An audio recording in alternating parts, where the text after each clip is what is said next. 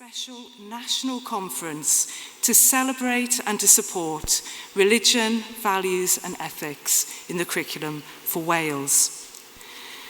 We have been waiting for the right time to hold this conference, and we believe that we have reached a place in the rollout of the curriculum for Wales in which emerging professional practice is now ready to be shared more widely.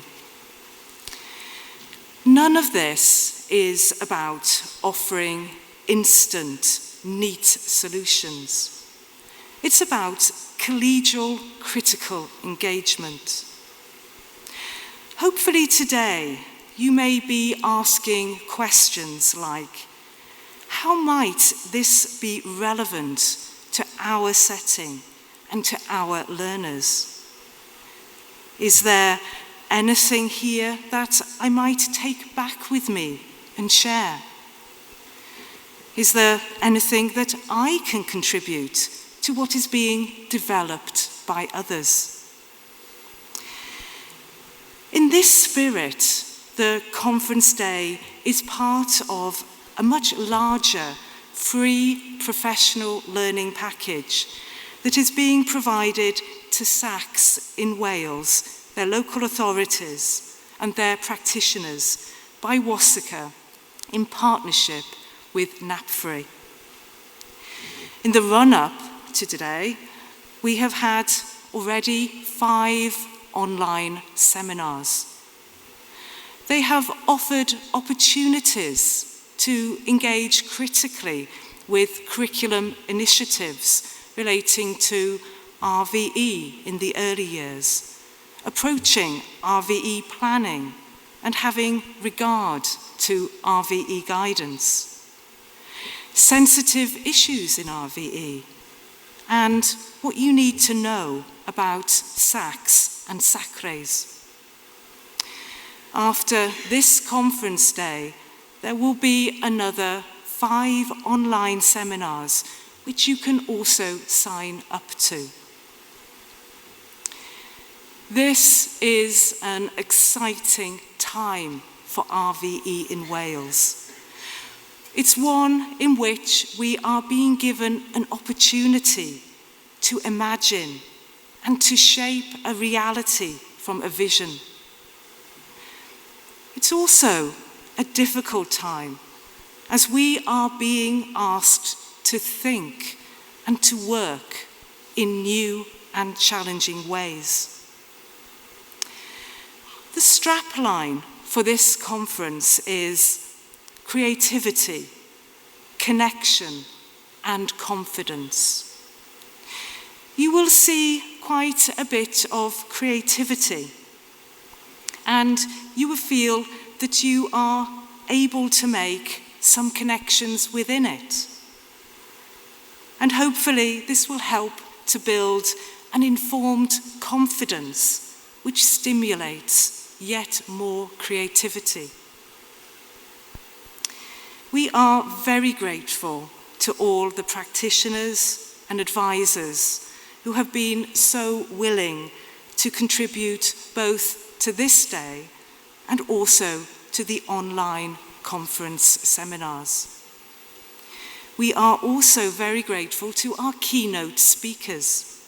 So to the Cabinet Secretary, Lynn Needle, to Professor Graham Donaldson, who has had such a central role at the beginning of the Curriculum for Wales journey, to the Bishop of Llandaff, the Right Reverend Mary Stallard, and to Tim Feek from Coleg Cambria and his panel members.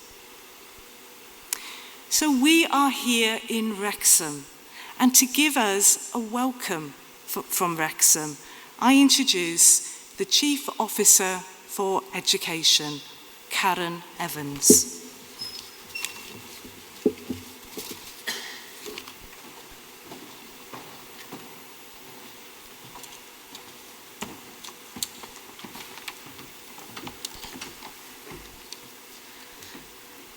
Good morning, Bore da. Thank you for the introduction. On behalf of Wrexham County Borough Council, Councillor Phil Wynne, Lead Member for Education, and Councillor Hugh Jones, Chair of Wrexham WASACRE, I would like to welcome you all today. We are very privileged to have been chosen to host this event. I would also like to extend a special welcome to our speakers, Professor Graham Donaldson and Right Reverend Mary Stallard, Bishop of Llandaff, and also to thank the Cabinet Secretary, Lynn Neagle, for sharing her thoughts on religion, values and ethics in the curriculum later today. For those of you who have travelled to be with us today, I am sure that you will have read about how we in Wrexham have evolved from town to city and how we have developed as a place of interest. It is true that we have fast become a force to be reckoned with in the field of football, but there are many facets to us as a place. We are a place that is focused on our residents, our people of all ages. There is a richness and diversity in our culture and history, and we are, of course, a place of learning, as is reflected by our venue today. Thank you to the university for allowing the use of this venue. It is therefore a particular privilege to have been chosen to host this prestigious event, because the approach to RVE in the curriculum in terms of opportunity and challenge resonates strongly with our own aspiration and ambition for our learners in terms of their knowledge, experience, sense of value, belief and appreciation of the world around them. We live in a world that presents increasing challenge, particularly for our children and young people. It is therefore critically important that they have the strength and resilience to navigate these challenges, and we play our part in supporting them to do so. We recognise and are very appreciative of the importance of the association's work and the work of SACREs and SACs across Wales in ensuring that our learners experience a curriculum which is relevant and inspiring. On a personal note, I have seen firsthand the impact and the difference that the knowledge and experience that is shared through this area of learning can have on the way in which a young person develops their own beliefs, values, and understanding of the world and their place in it. Many, many years ago, I started my career teaching religious education in a school in South Wales.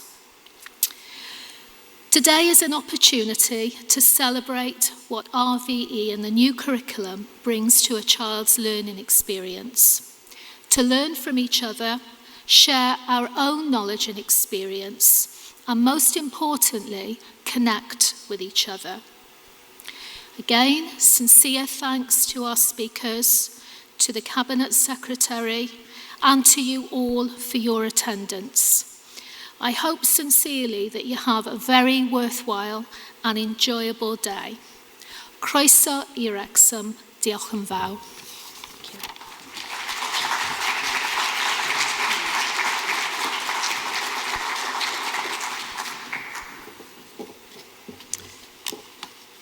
So thank you very much, Karen, for that. Welcome to Wrexham. We now have our next keynote speaker, and it's a pleasure for me, a real pleasure, to introduce Professor Graham Donaldson, who will be speaking to us on the values imperative. Now, there will be some time at the end of his talk for questions, so please do take this opportunity to think of whatever it is you want to ask Professor Donaldson. Thank you.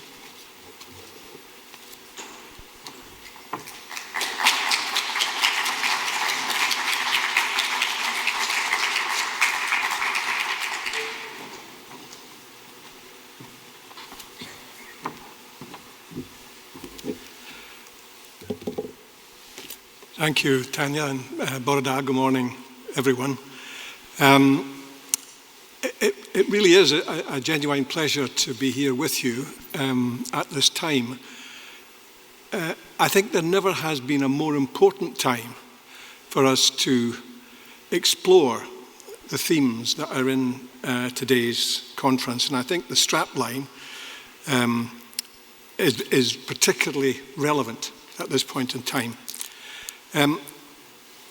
Creativity, connection, and confidence. And if I think about RVE, I think again, it has never been more important for us to understand just exactly how all of what falls under that very broad term can be integrated into not just a compartment in the curriculum, but across the curriculum. And that's partly what I want to get a chance to talk to you about today. I want to do two or three things. I want to say a little bit about the context that we're currently within, and why, therefore, I think that the issue of values and ethics and religion is just so important in terms of the world that our young people are living in just now, and the world in which they will be our future leaders. They're the ones who will shape the nature of the world to come. And the contribution that we can make as educators during the relatively short time that we have those young people in school can and should have a critical effect in terms of the nature of that society which they will shape and the world that they will live in. So I want to say a bit about context. I then want to talk a bit about just how different Curriculum for Wales is from what has gone before. And that key difference lies on the fact it's a curriculum that builds from 4 clear purposes. So it's not a curriculum. People often think about curriculum as a kind of way of organising content, deciding how much of this, how much of that young people ought to have in the course of their time at school. But curriculum is much broader than that. And the critical thing about Curriculum for Wales is it builds from purpose. It asks those questions, the why questions first of all, before it then moves on to determine how we can best put those purposes into practice. I want to start with a quote, and perhaps surprisingly, a quote from the former governor of the Bank of England, Mark Carney. One of the few benefits of lockdown was that it certainly gave me a chance to read things that I probably wouldn't normally have read. And he produced a book called Values, which is, in general terms, looking at the market economy and the risk to values that comes from an untrammeled market economy. And the quote on the screen is really interesting for somebody with his background. Does the narrowness of our vision, the poverty of our perspective, mean that we undervalue what matters to our collective well-being? I think if we said that quote was about education, what's been happening in our schools over the course of the last 20 or 30 years, it has some resonance.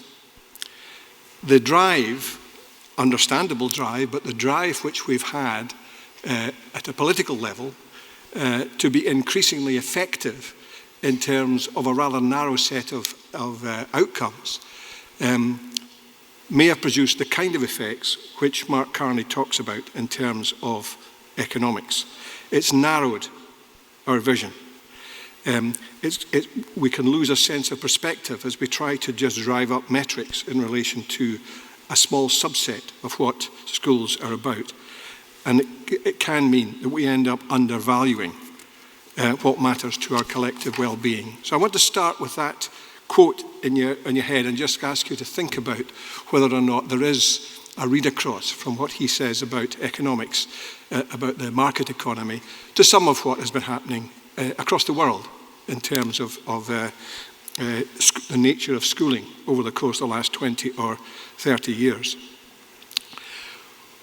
The context that we are in is one which in my rather long career, there's a level of uncertainty which I have never experienced before in terms of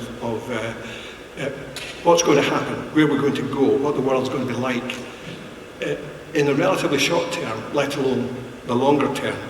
The horizon is getting closer and closer, and it's also increasingly blurred, and that relates to every aspect of life. And I want just to very briefly look at some of the factors, some of the areas that are increasing or leading to that uncertainty. And this is all within the last decade that I'm talking about. If we look at the points that are on the screen there, I'd be glad to hear. I'm not going to go through them all, but I'm making a general point about it. The assumptions which have underpinned the way in which countries have related to each other, the way in which trade has taken place across the world, the whole globalization agenda, the nature, remember when the Berlin Wall fell back at 1989, that the Fukuyama then wrote a much misunderstood book, but he talked about the end of history, and what he essentially meant was that liberal democracy was now going to be the norm. With the fall of the Berlin Wall, the removal of the way in which the Soviet Union then changed, collapsed, and liberal democracy was perceived to be the norm. And that, for about 20 years, the assumption was that was the world that we were all going to live in. The reality, as we know, partly flowing from the invasion of Ukraine, but the whole globalization agenda, these long supply chains that were there, the assumption that resilience could come from interdependence rather than resilience necessarily residing within an individual economy. All of that has challenged our assumptions, and that has led to huge uncertainty about how things are going to look in this area over the course of the immediate and medium-term future. And that's got enormous implications for our young people in terms of how they are going to make their way in the world economically. How are they going to earn their living? What's the nature of the employment that they are going to have in the future? The whole nature of skill demand is changing very, very dramatically. And ironically, previously the assumption has been that as machines got better, that what that would do would be to replace particular types of manual labour. What's happening now through artificial intelligence is there's a hollowing out of those middle jobs, those jobs in accountancy, those jobs in law, those jobs in administration. Those are the ones that artificial intelligence is replacing. Those have been the backbone of what our young people who've left school and done well at school have gone on to do. So there's a huge challenge in terms of the nature of the way in which our young people will earn their living in the future. A very fluid job market, and the requirement for lifelong learning, genuine lifelong learning, to be able to retrain, readjust as the world changes, will be increasingly important. Another enormous area of uncertainty for our young people in their lives at school and what their future lives are going to be. And if you add to that the kind of changes in society, the kind of changes in how we think about citizenship that have taken place, again, relatively recently. Inequality, it's been a big theme in the current election campaign. Demography and life expectancy. For the first time, life expectancy is not continuing to extend.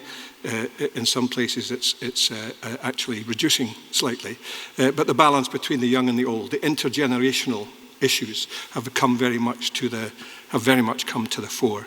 And all of the stuff that's around in relation to fake news, post-truth, alternative facts, all of that added to questioning of democratic values for the first time in many, many, many decades. All of that is another enormous area of uncertainty. And the implications for all of that, for education, are huge. The implication for what we do with our young people during the relatively short time that we have them in our schools are absolutely huge. And if you look down the list of things that I put on the screen, expectations have grown, they continue to grow, but schools are being asked quite rightly to to help young people address issues to do with climate change, issues to do with democracy, the nature of knowledge itself, what knowledge counts in an artificially intelligent environment, the nature of where you learn. It's perfectly possible that within this decade, a great deal of what is currently happening inside schools in terms of learning will actually happen elsewhere.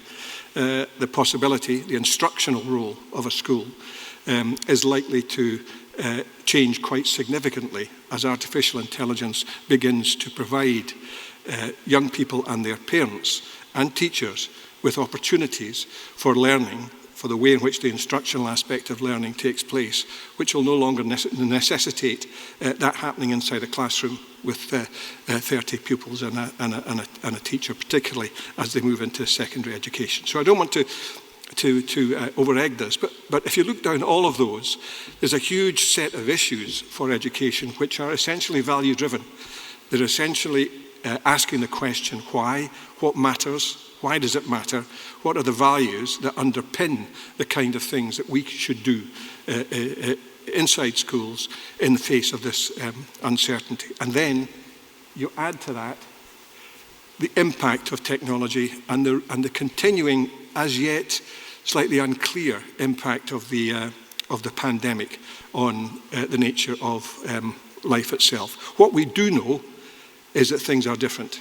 What we do know is that things are getting increasingly different. Increasingly, the nature of technology is changing our lives, sometimes without us realizing it. And part of that is about, I don't know whether you can read that or not with the colour, but essentially the point I'm making, I should make a confession, and that is that I'm an unreconstructed history teacher, so I tend to think about issues, set them in the historical context. And what we're seeing is a pace of change which we've never seen before, a pace of change where we just can't even begin to predict what's going to happen in a relatively short period of time. So if we look back, 500 or 600 years, the invention of the printing press over centuries had a major impact on the Renaissance, on the nature of the Reformation and Enlightenment, and on mass education itself. The printing press allowed or enabled much of that to happen, but it happened over a very extended period of time.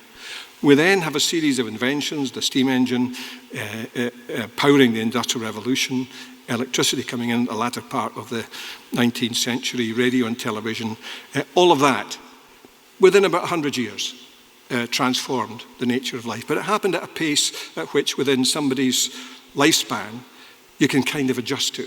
It happens, but doesn't happen overnight. And then we look at the period since about 1989-90. And here the pace has quickened so dramatically. Tim Berners-Lee, World Wide Web, 1989 is when it first began to take shape. And then we've got this acceleration, Microsoft, Apple, Yahoo, Google, Twitter, YouTube, Facebook, iPhone. It just keeps on going. And that has all led to changes within a horizon of 10 to 15 years. And now we have artificial intelligence, we have machine learning, we have large language models, we have nanotechnology. Now it's not a decade. Now the changes are taking place within certainly a period of small number of years and sometimes with months. So all of that is meant to make the point about uncertainty and about education and about the importance of values. And it's not something we can dodge. I mean, I sometimes have a great sympathy with, but sometimes people will say, there's too much change. Can they not just let us, stabilize? Let's just, see what we're doing and give us time to do it well. Well, of course, it's important to do things that are going to genuinely bed in. But the nature of the pace of change is going to make it much more difficult for us to try to think about things over an extended horizon. The OECD talked about the small world of the curriculum, the big world of learning. The big world of learning, I mean that in the broadest sense. It talked about students who are the future change agents. Those students are growing up in a digital world. They are growing up with this technology in a way that will allow them to harness and use it in ways that people of my generation certainly can't even begin to cope with. And the competencies which they need to develop during their time at school are important, but the attitudes and values, the way in which they think about themselves, the way in which they think about the world, the kind of things that will drive them, the whys, the things that will lead them to live fulfilling lives, those are the kind of things that we need to think about in education much more deeply. That's where RVE, in its broadest sense, has become centre stage, not something that sometimes happens in addition to, the real stuff in terms of literacy and numeracy. RVE is just so important in terms of being at the heart of the curriculum. Too often, we focus on effectiveness without asking whether or not we're getting better and better at doing things that are less and less relevant. And that's where those questions, those why questions, become so important. And the school, over the course of the last 20 or 30 years, has become much more focused on instruction, and that squeezed out a lot of the educational mission of the school. The way in which schools are assessed and measured has focused so much on a subset of what matters. They do matter. I mean, those things are very important, but they shouldn't be allowed to squeeze out the broader educational mission of the school. And that educational mission is driven by those why questions. It's driven by the commitment to thinking about values and what drives us. And that takes us to where we are here in Wales. And I'm not sure that everyone really understands just how big a shift curriculum for Wales was from the previous national curriculum dating back to 1989-90. That difference I talked about earlier, that difference about thinking about a curriculum that builds from purposes rather than worries about starting from content and the organisation of delivery, that starts from purposes, that is revolutionary in terms of the way in which we think about the curriculum. And that's where Wales, I think, has been ahead of the game and is better placed than many countries in order to help our schools, our teachers and our young people to address the levels of uncertainty that we're talking about. And those four purposes, which were consulted on back in 2015-16 across Wales, and which received very, very broad support. When I was doing the work for Successful Futures, the way in which I went about it was partly to look at what's happening, what the research evidence told me, partly looking at what's happening elsewhere in the world, but also to just go around school after school, community after community across Wales, and ask a very simple question. Forget all the constraints that are around you just now. We can't do this because. And answer the question, wouldn't it be great if? What would you really like to do for your children if you forget about, if we remove the constraints that say, sorry, Eston won't let me, or the legislation is pointing in this direction. And those four purposes grew out of those discussions as well as what was happening elsewhere in the world. And they're about learning, they're about the nature of learning, they're about value learning, they're about contributing, they're about the way in which young people, as they progress, put themselves in a position to be able to contribute in a whole variety of ways. They're about citizenship in the fullest sense of the word, being ethical, being informed, thinking about these incredibly complex issues that were on the earlier slide in a way that allows you to, as a citizen, to engage with those issues and not just simply be influenced or driven by something that's appeared in social media or something that is in the headlines of the newspaper. And the fourth one is incredibly important. Again, an area that traditionally has been pushed to the side in terms of the mission of the schools, and that's about helping young people to take more control of their own lives, to understand the nature of how relationships are built and developed, to develop the values associated with empathy and so on.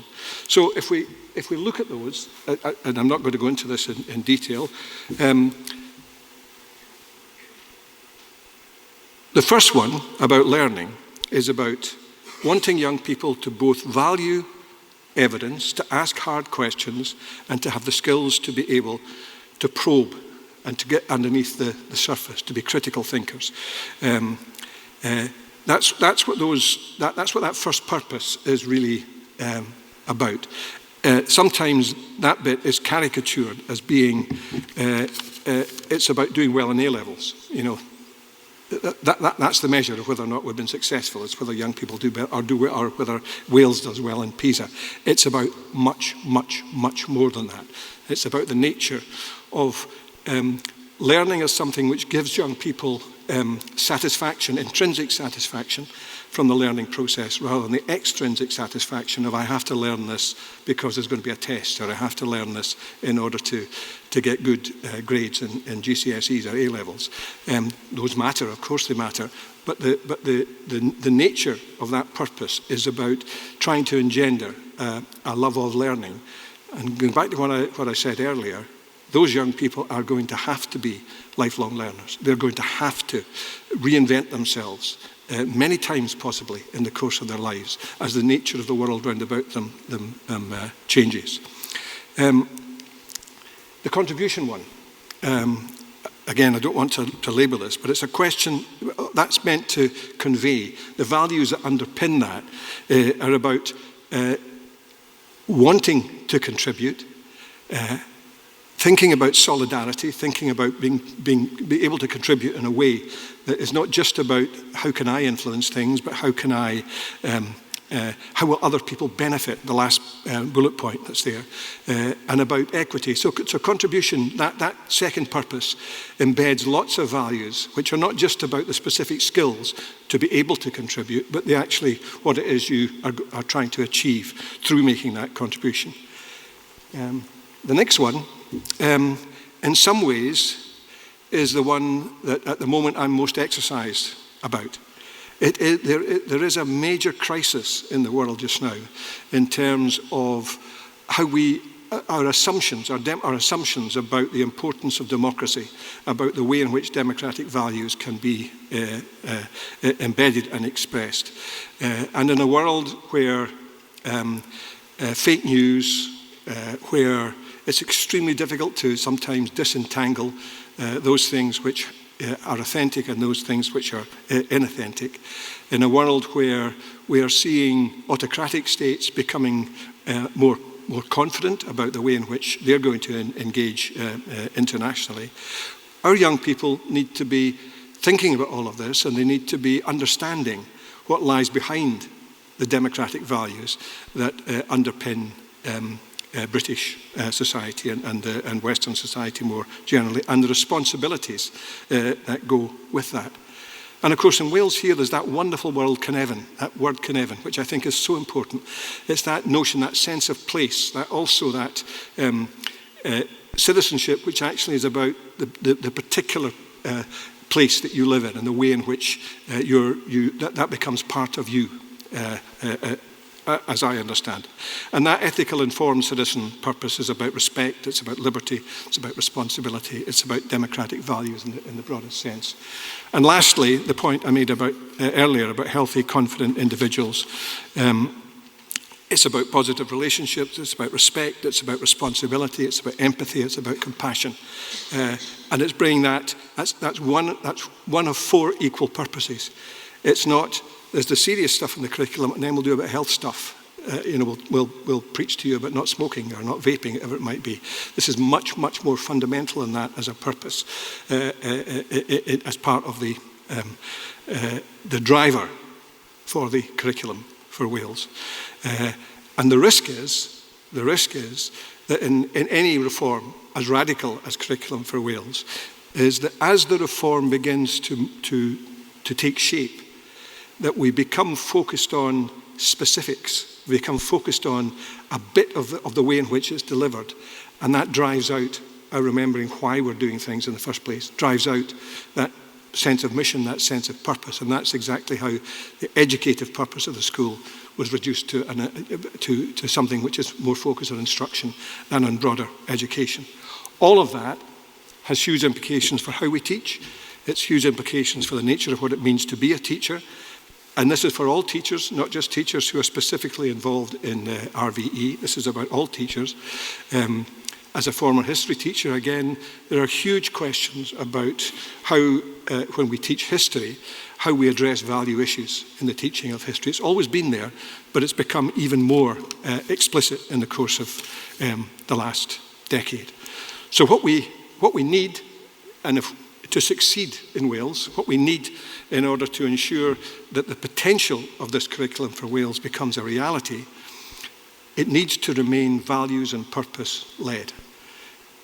And I just can't stress that enough, because in all of my time, good intentions in terms of what we think would be appropriate for young people have got diluted and driven out by the flotsam and jetsam, the battering, the day-to-day issues, which then cause us to lose sight of the fundamentals that lie behind it.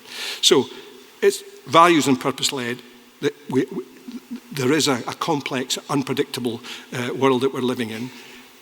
We have opportunities in terms of interconnectedness that have not been there before, but that means that we've got to use them in order to adapt and change and not just try to hold back the tide. We need both challenge, but we also need humility. We don't know the answers. All we can do is to continue, as I say, with that sense of purpose and those values, to address the issues that are there with a sense of purpose and with being true to the kind of values that drive us as educators in the broadest sense. So, in looking through, there's no shortage of lists of values. I did a quick Google search, and that's a tiny subset of the things that crop up in terms of values, and they're all certainly worthy of understanding and thinking about in the context of school curriculum, the kind of things that our young people should be engaged with. But at the heart of those four purposes is character development, is how young people develop as moral beings, as individuals who are going to, we said at the start, they're going to lead, they're going to shape the world that they live in. They're going to shape that world, and what we do in education, we need to think very carefully about what that means. So that character development, ethical living as part of it, so that we give young people the understanding that ethics is not something you study, ethics is something you live. Being an ethical being is not just simply knowing what ethics are and being able to answer questions about it. It's the way in which actually that influences your life. It's about relationships. Running through all of those are about, and particularly in an AI-enabled world, the nature of human contact and human interaction becomes incredibly important. So what we have to be very clear about when we think about artificial intelligence is what is human intelligence, what does it mean to be human in that context, and a lot of that is about relationships. Citizenship runs through it, and that's about how we exercise responsibility for the society in which we live, whatever that might be. And as part of all of that, there's this whole issue, which is very live at the moment, about social cohesion. It's again how we have the kind of society where there are genuinely shared values and where respect and care for each other becomes a critical part of the way in which schools operate and the way in which our young people will live their lives. And just to conclude with a quote from Nelson Mandela, which says much more articulately than I've just done what all this is about. Education is not only about acquiring knowledge, but also about acquiring values that will guide us in life. And I think through those purposes and through the way in which we think about how they can be put into practice in a whole variety of different ways, Wales, curriculum for Wales, is in as good a position as any other country in order to fulfil the kind of expectation that Nelson Mandela had in that quote. Tanya, thank you very much.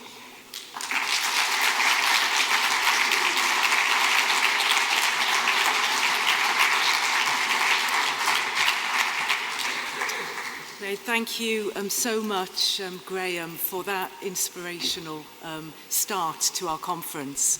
Now we have about 10 minutes for questions, and we have Libby at the back there with a roaming, with a mic, and she is going to, when she sees a hand go up, she's going to approach you with it. So think about it. Well, what do you want to ask Graham?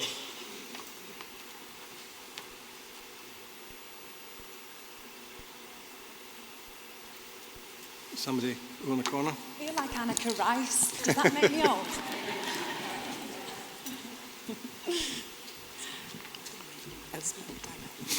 Okay. So my question is, I'm currently doing my doctoral research on... I'm sorry, I can't hear you. What's it? So I'm currently doing my doctoral research on the curriculum for Wales and implementation. So it's looking at teachers' perceptions of that implementation. So if you were in my shoes collecting data now, what question would you be asking practitioners?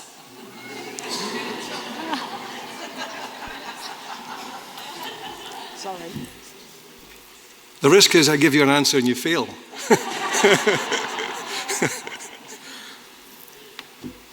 I mean, I cannot say more than what I've already said, because I think the key issue about, and I don't like the word implementation.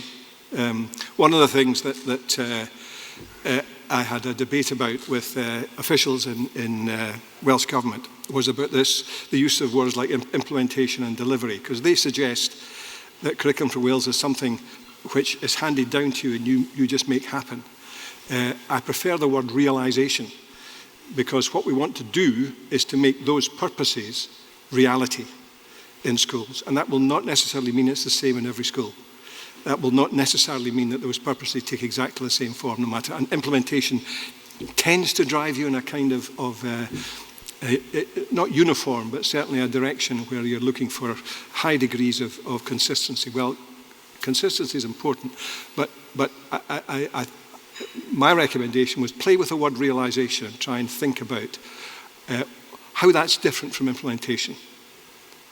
And that goes to the heart of the way in which the Curriculum for Wales was developed, through the pioneer schools. Again, in classic Yes Minister terms, a very brave decision by ministers in Wales.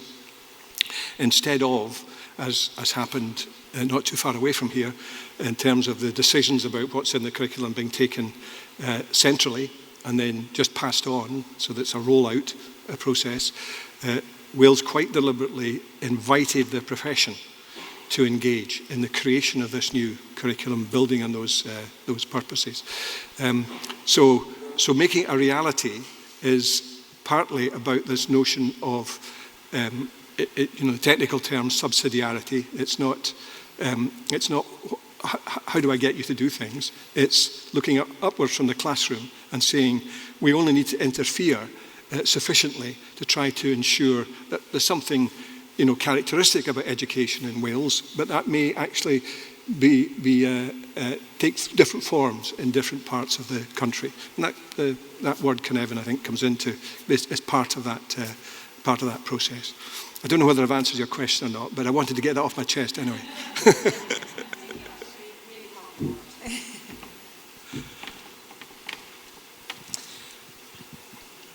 Okay.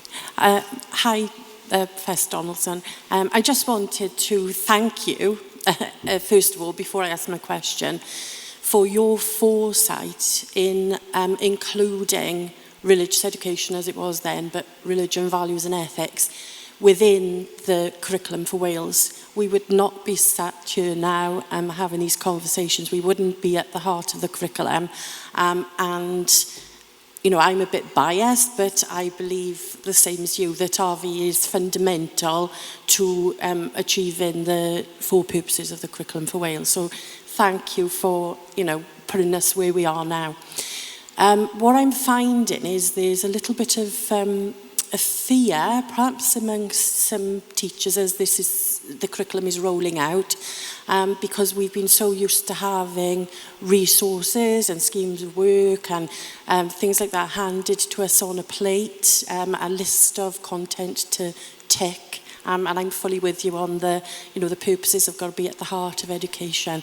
So thinking about our tagline, and maybe two of the words, because we've always been brilliant at connection, but in terms of creativity and confidence particularly, could you give us some advice on how we support our teachers with their confident, so that they become confident in the delivery of this curriculum and they embrace their creativity? Yeah, I think as I said in one of the slides, all of this has huge implications for what it means to be a teacher. That's the reality for all teachers, not just teachers who are directly involved in RVE, but for all teachers. There are huge implications about the nature of a purpose-driven curriculum for the way in which you go about your work. So I think the approach adopted in Wales seems to me is going to have to respond to the anxieties that people have. So there's no point in saying, this is how we do it. You may say we can't do it. It doesn't matter. You're going to have to do it anyway. So I think there has to be a kind of understanding about the way in which this is taking shape, the kind of anxieties which teachers have got, areas where they might need additional support in order to get their heads around it. And the hope would be that, in a few years' time, they won't need that support. The support is a springboard rather than something that then becomes a dependency that you engage on. So I think the way you build confidence partly is by proving you really mean it. And that's a risk, is that, as things get difficult, imperceptibly and sometimes much more directly, suddenly there's a flick of a switch and things change quite dramatically. And teachers say, well, I told you that. It was all, and I knew that was going to happen, so I was right not to bother. So there is something about sustaining this, and that's the big challenge for any major reform, is how you sustain it. And part of that is listening. Part of that is not just assuming that people will just do what so you've given them responsibility, get on with it. So there has to be a culture where there's listening, and there also the way in which Curriculum for Wales originally was developed, that networking, that teacher to teacher, school to school, council to council, that kind of networking needs to continue and be an efforts redoubled to make that a reality. Because the way in which you build confidence is by working with colleagues and seeing other people who are facing the same problem, then together you try to address how to take that forward. If you're isolated in a classroom on your own and you feel helpless, that's when confidence drains away. But it's so important. That's why the strap line for the conference is so important.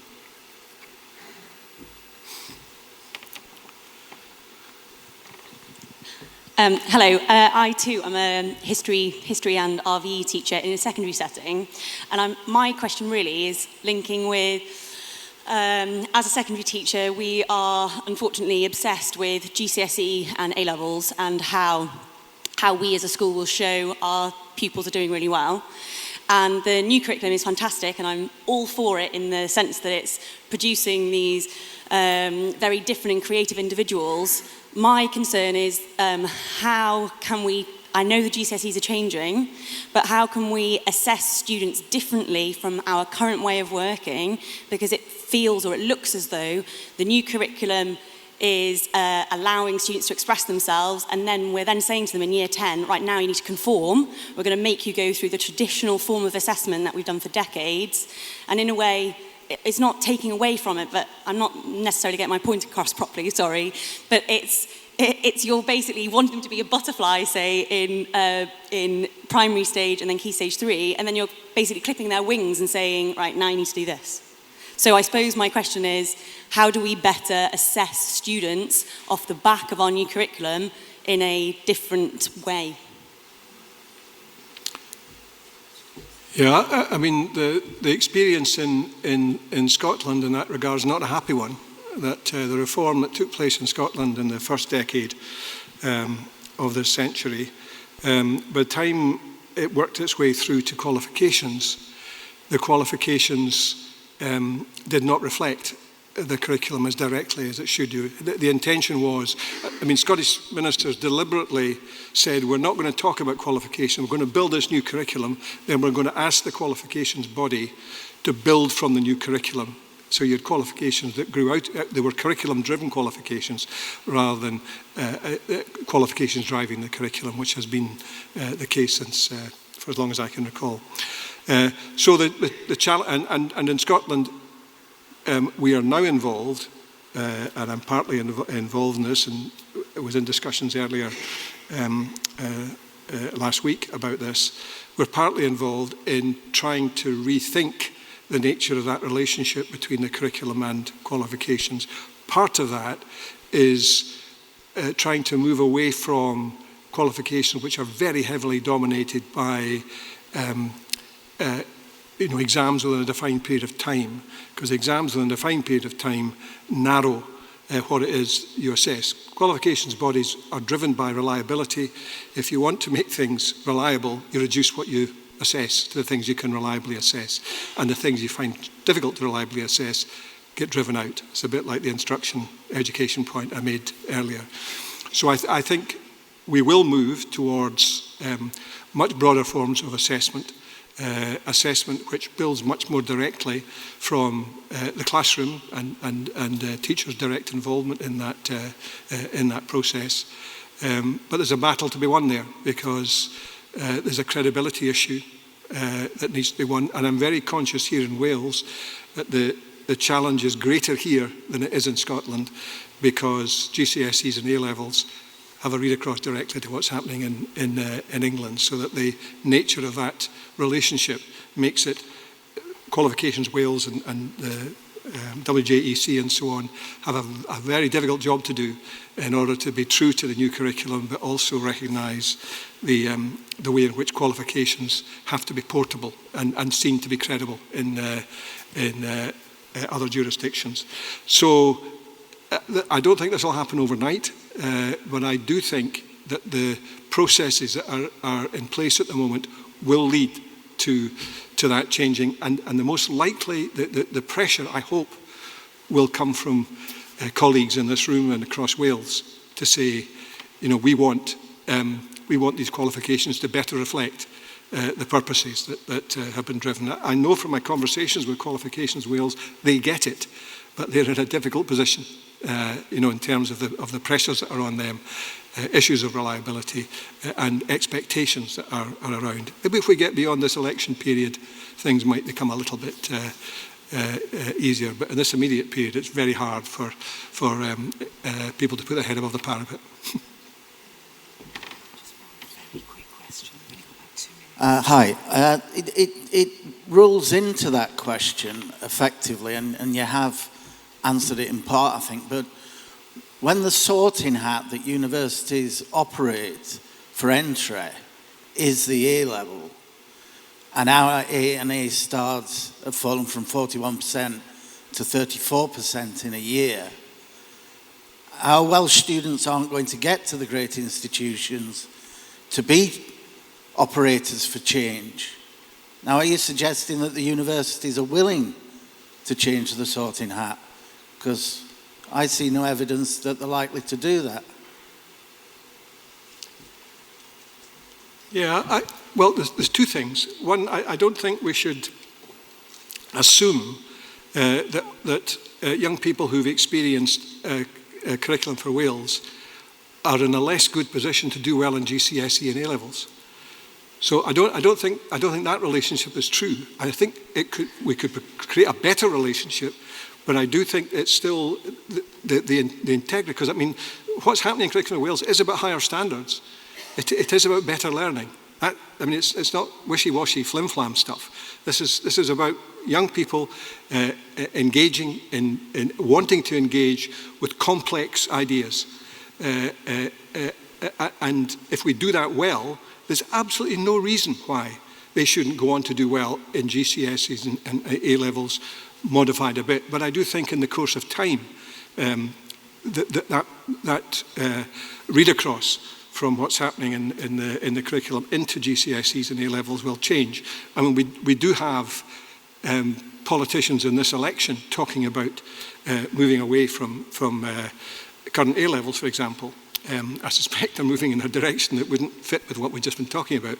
But it's on the agenda, you know, for the first time in a long time, the notion that the A level is a gold standard that you can't change. Well, actually, I think there's now a bit of a debate taking place about the nature of that, and we'll have to see what the next government in the UK does about that, and that may enable things to happen in Wales that at the moment are quite difficult.